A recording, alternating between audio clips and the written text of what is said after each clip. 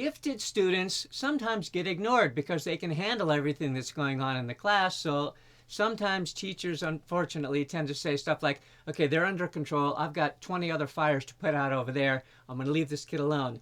And as a result, that kid gets an A in the class, but doesn't really grow as much as they could, and they don't get challenged, and frankly, they get a little bored. You've all had gifted kids in your class. You all know what that's like. And sometimes we have students that are more gifted than we are. They know more stuff about a topic, or they have a higher capacity for learning than we do. I had kids that would ask me to help them with their schoolwork doing some advanced calculus stuff way over my head. And the first time they ask me, I look at it because I want to see, and then I start laughing. I have no idea how to do this. And they get a big kick out of that because I'm really good at a lot of stuff, and I'm absolutely a zero at other stuff.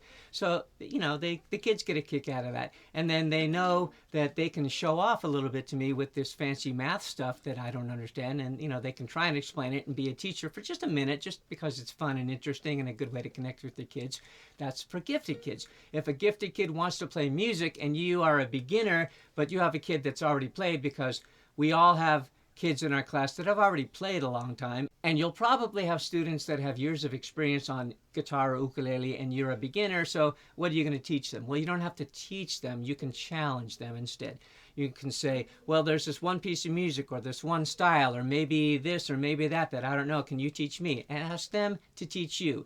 They will love to teach you. Come on, you know that's true. It's fun teaching people, especially when the kid teaches the teacher. It's also a great way to connect and make a connection deeper.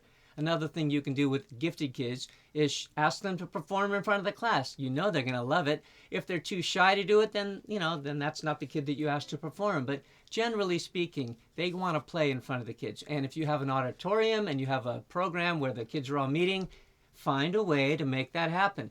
I had a student who had some severe disabilities, and people kind of, they loved him, obviously, but they didn't consider him the kind of kid who's going to go up and lead anything. He was just the kid that was, okay, he's got challenges, so sit quietly in his desk. But I had him in my class, and I learned that he loved music. And so we worked together. And first of all, he taught me a ton of music that I'd never heard of.